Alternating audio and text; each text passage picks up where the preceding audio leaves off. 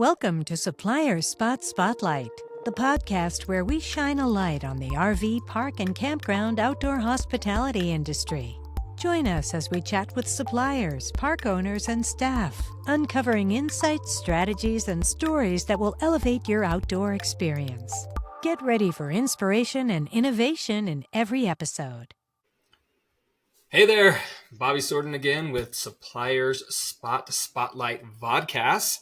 I'm here with this amazing guy. His name is Mike Sorensen. He's with Wild Energy. Mike, how you doing? Thanks for being on today. I'm good, Bobby. Thanks for having me today. Yeah, I'm so glad we finally made this work. I know we were hanging out a little bit at OHCE last week. We were having some fun, and I came home to a huge snowstorm. We were supposed to do this broadcast last Friday, but Right. I spent pretty much half the day digging out of snow. So I'm glad we were able to move today. And, how did things pan out for you guys with the little hurricane that was coming up through there? Did I get you guys at all for the one just last week?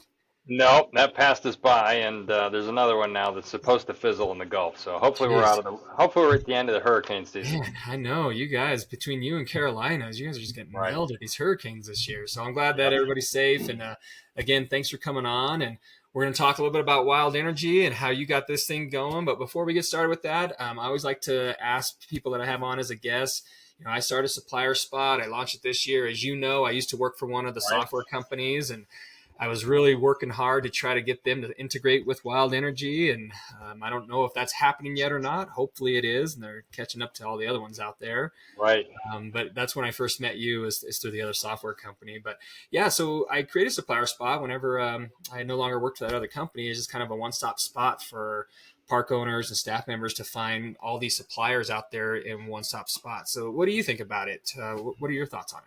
Yeah, I think it's a great idea, actually, because I'm in all these Facebook forums and I go to the conferences like you mentioned, and people, I still hear, oh, we didn't know this existed. We didn't know you were out there. And there is no good place to go to find all the things you might need as a campground owner, operator, to put things in your park. So one place to go to find these things is a great idea.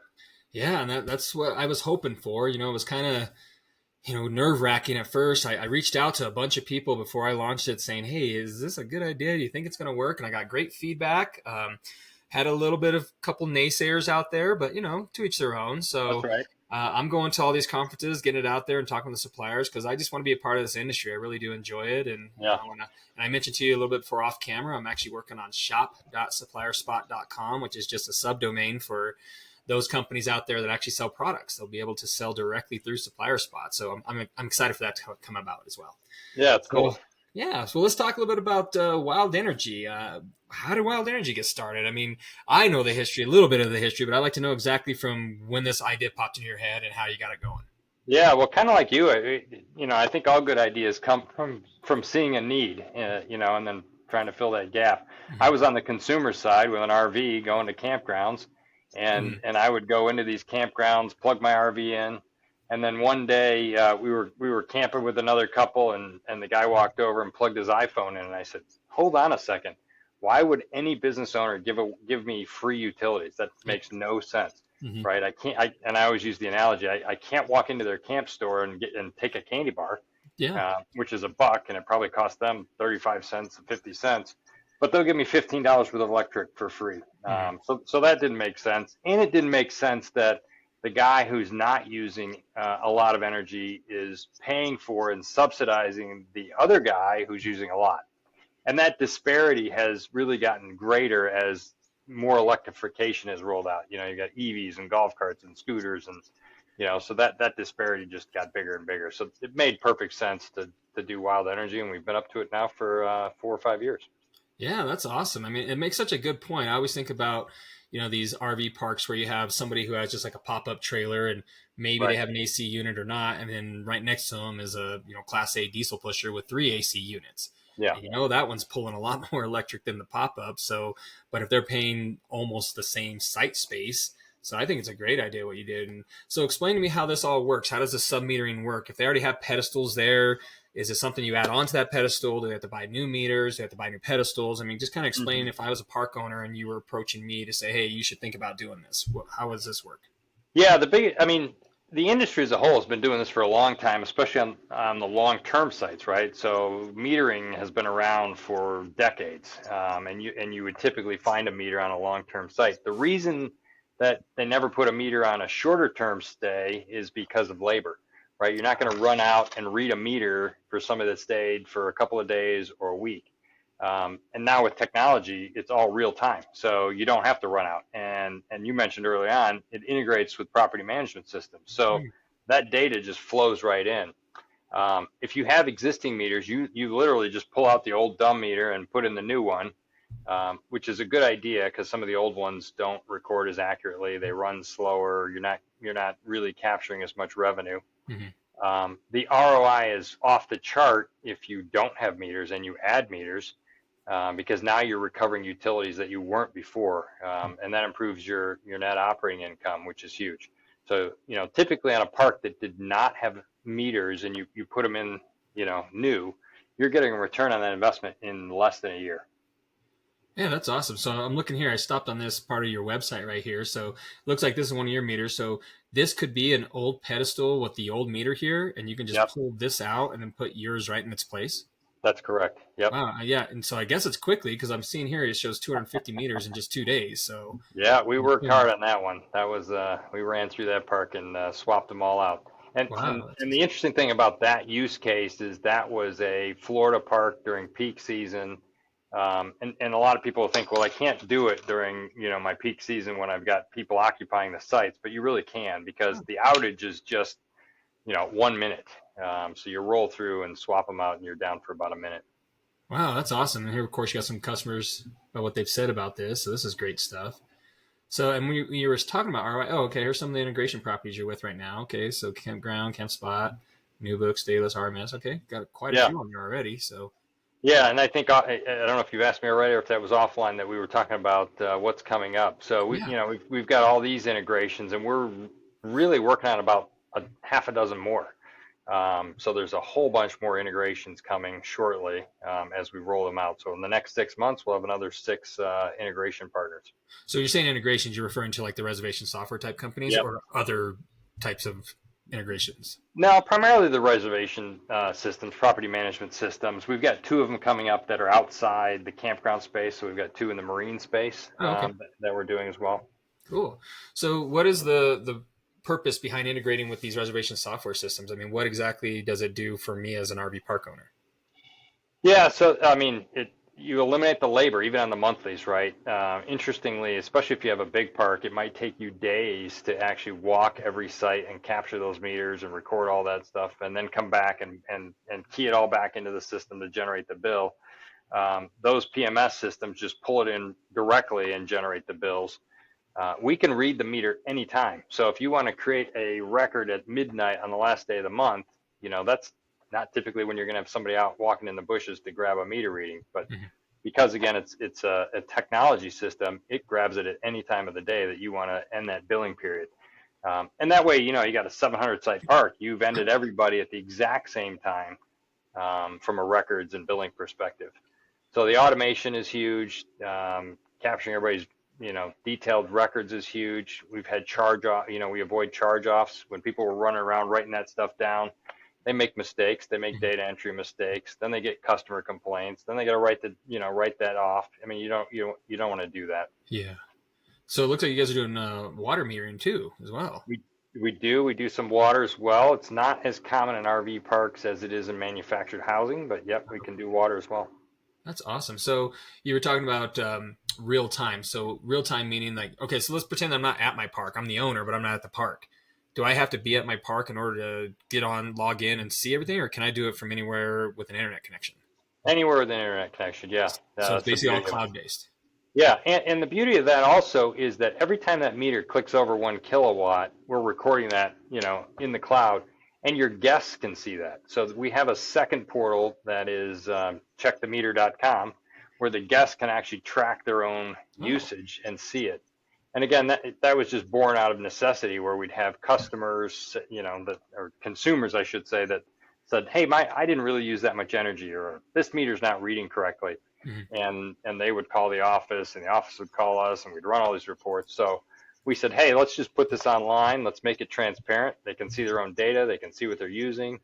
So that's just another bonus. It cuts down the number of calls to the front office. Okay, cool. So yeah, I just went to checkthemeter.com. So it looks like I got to have the meter number that's specifically on that On meter your that's on site. that pedestal.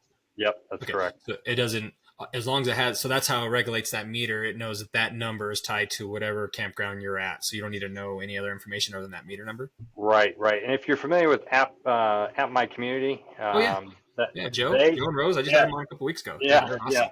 So that app is really cool because it knows what site you're at, and then it knows which meter. So it actually ties that data together. And so right in App My Community, it can, you just say, what's my meter say? And you don't have to know your meter number because it knows what site you're at. Oh, that's awesome. Yeah. Joe and Rose are so cool. I hung out with them quite a bit this past week in Ojai. They were so much fun. So yeah, they have such a great product. And I was talking it up at, I did the trivia session there at OHCE, which was a huge hit. And there was like 10 park owners I was talking to, and somehow we got on the subject of metering, and I was like, and then talking about apps, I was like, you need to go check out Joe and Rose with App My Community, and send them right over to their booth. So they're just great. So yeah, they innovate their app quite a bit as well. Yeah, I mean, what they can do with it is amazing. So yeah, cool. So what else is coming up? Is there anything you can talk about with other integrations or industry partners or anything else that's happening? I see you got some webinar things coming up. I know Matt Wiggins, who's your marketing guy. He's doing a lot of the marketing out there. I don't know if you guys have some more stuff coming down the pipeline you can talk about right now or not. Some we can, some we can't. I think probably the biggest thing to talk about industry-wide is just more education that we're going to do.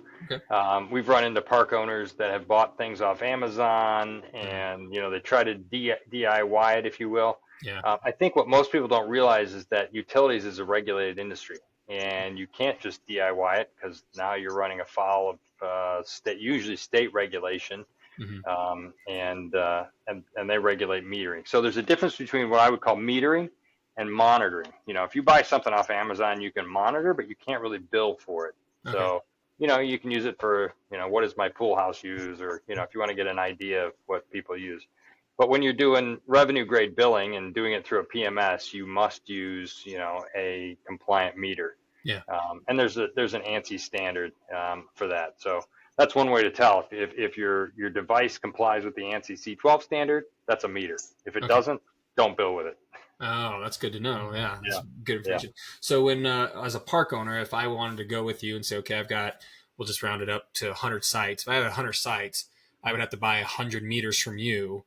And then the software and everything's included with that. And I'm assuming your crew comes out and installs it or sets it up, or is it something that I could do as the owner if I'm somewhat tech savvy? How would that process work?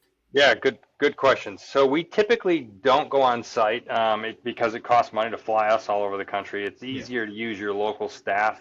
And I always tell people, if you have somebody on staff that can replace a breaker, you can replace a meter. Okay. So if you're familiar with breakers, you got to open the thing up, unwire it, wire in a new one. Well, a meter is way simpler. It's like a big plug. You just pull it out, you put the new one back in, close the cover, and you're done.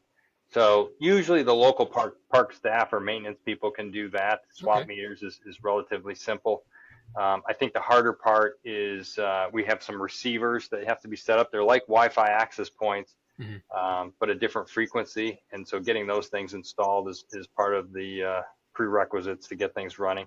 And then once those two things are up, data just starts flowing. It's all pre-configured from us, and you can get things rolling pretty quickly. So those access points, so if I have a pretty large park, I'm probably going to have a few of those around the park. Yep, and we recommend that even for redundancy, right? Yeah. So if you're going to do shorter and shorter state billing, you want to make sure those messages are flowing. You don't want one piece of equipment as your single point of failure. The other thing we do is we keep some of the data locally in case you have an internet outage, right? Some of our competitors don't, so they lose data if there's an internet outage, whereas we keep it locally, and when the internet's restored, we then send it so that you're not losing that data.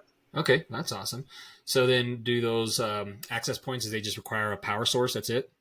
Yeah, it's power over Ethernet. So if you already have a good Wi-Fi infrastructure, you can plug it into the same switches. If you don't, we send a power brick with it to get them up and running. Yeah, so for those who don't know, Power over Ethernet, PoE, is basically your Cat6 that plugs into the Ethernet. And as long as your switcher can do Power over Ethernet, then it'll work. But otherwise, like you said, you just have a brick that you plug into an outlet, then plug the Cat6 into that little brick. So got to explain You that got it. sometimes. So yeah, We're gonna hire you for installations.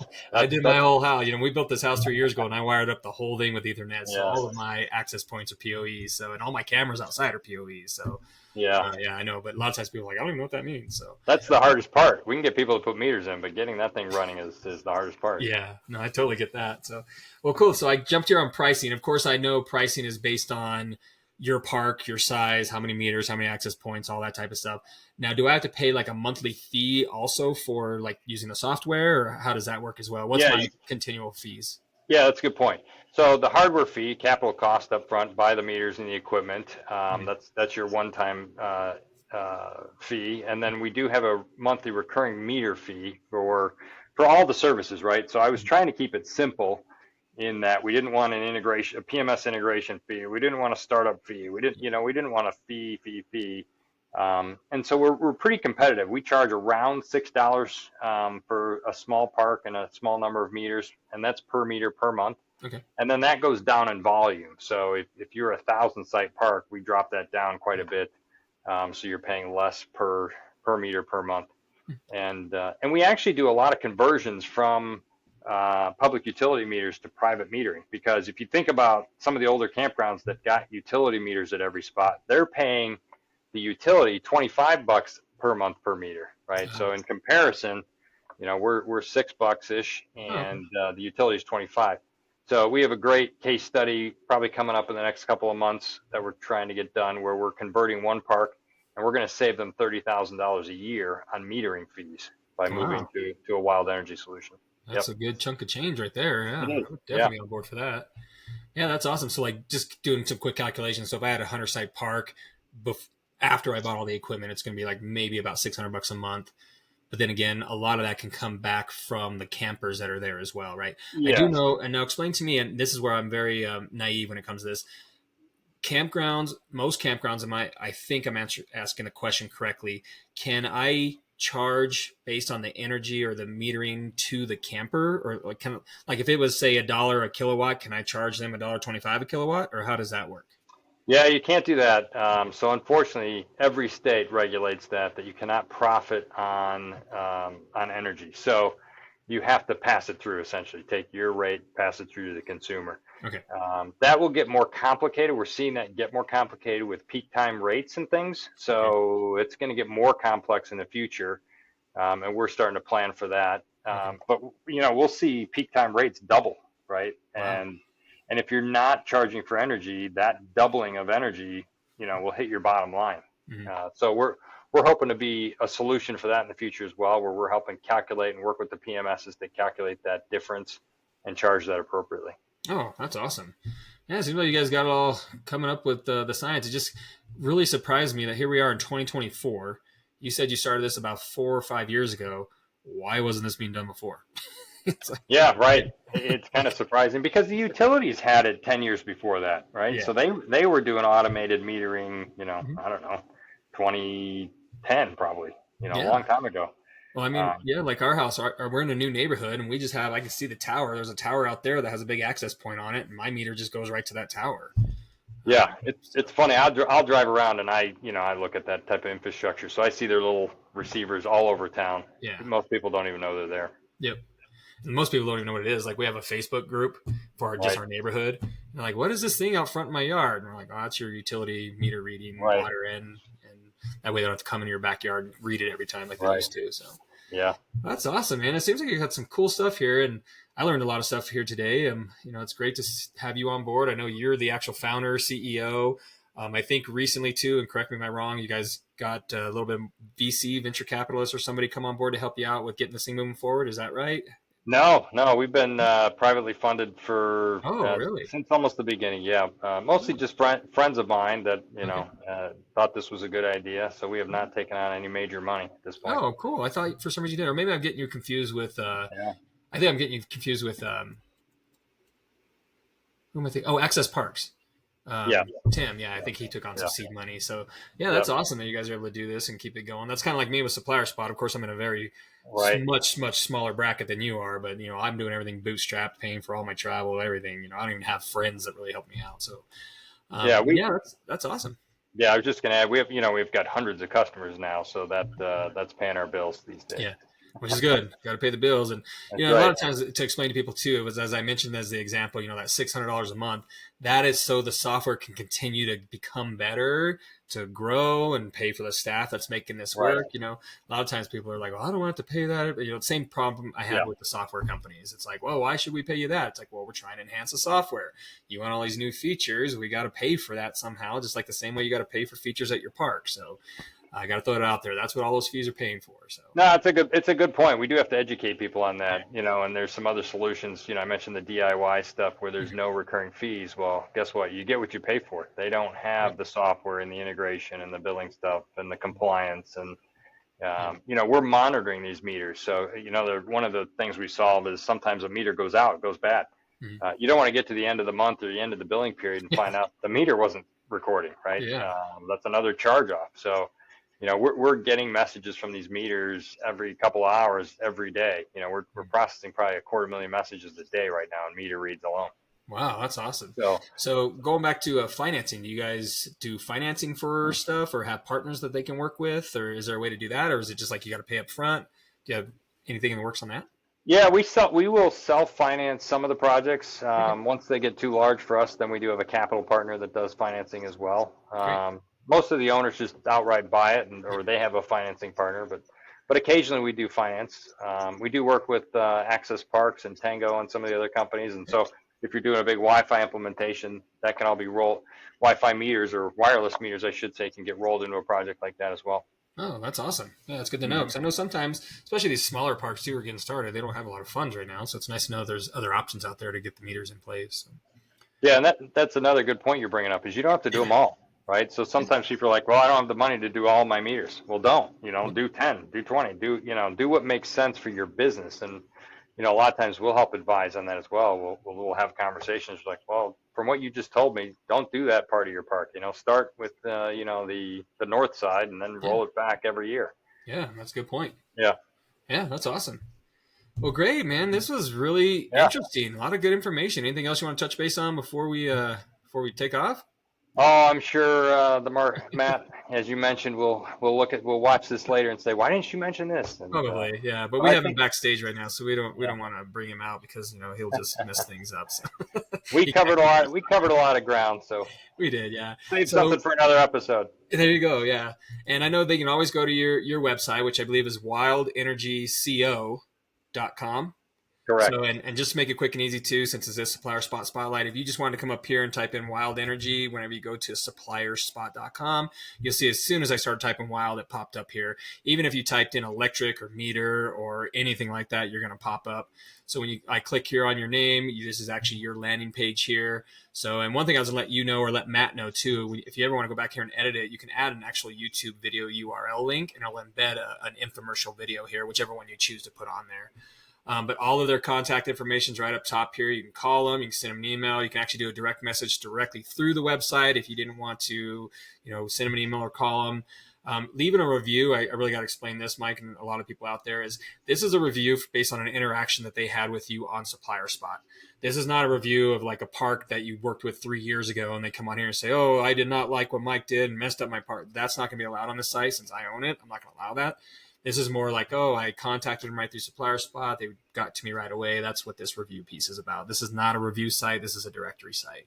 And of course, you click right here. This is their website. It'll take you right there. And if you want to share it with others or get directions, because I believe you have your office right there in Florida with the factory and warehouse and everything there. Is that right?